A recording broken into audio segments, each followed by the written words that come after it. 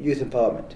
Now, how do we empower? You know, it's easier said than done. But what are my intentions? First of all, we have to immediately create job opportunities for the youth. There's no question of really empowering the youth and we have no jobs for them.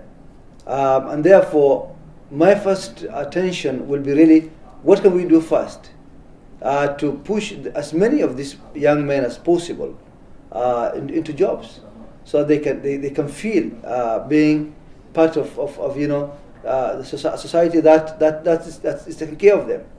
There's no point of really, you know, it's hopelessness of the highest order for you know, a young man.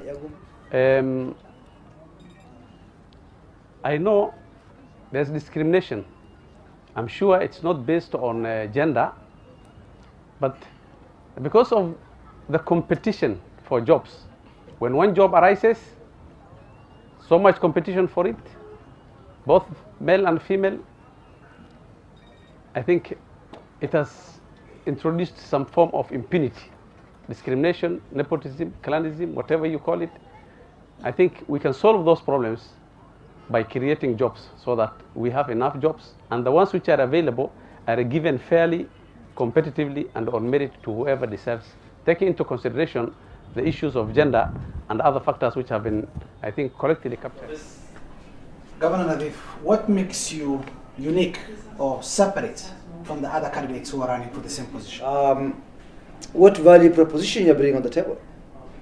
Do you have, as a person, anything that the people can look back and say, we believe this man can perform? If somebody has not had any previous track record that can be looked into meaningfully, it becomes difficult for him to be the right person, because there is no history, there's no experience, there's no track record to fall back on. I believe, given my history as far as bringing first community bank, structure of administration, and the governor will have three roles. One, he's the political head here. Secondly, he's the administrative head here, and thirdly, he's going to be the accounting officer for the devolved funds. What we are going to do, of course, every institution, especially one as powerful as the provincial administration, will use every trick under the sun to try to exist or to survive. The constitution is very clear. The role of the provincial administration is going to be defined in the next 5 years. They are our sons and daughters who serve inside there. We have nothing against them. Some responsibility will be found for them. But as a governor, I will, with the mandate of the people, I will be in charge of this county, administratively, politically, financially, and the provincial administration will have no role. Because we are basically starting from the scratch.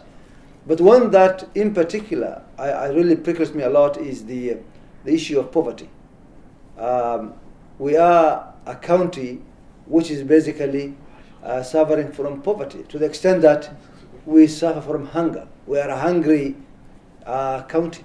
Our people every other year basically are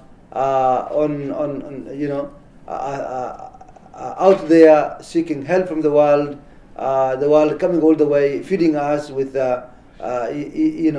all sorts of supplies, as though really we can never move out from that circle. I believe very, very strongly so that with the river passing in Garissa town, we can do a lot of irrigation, proper irrigation, that should feed the entire population in that country. As part of my plan, I want to promote large-scale irrigation. In fact, I plan to have 575,000 acres of land, because what we have most abundant in this county is land. We have 46,000 square kilometers of land in this county.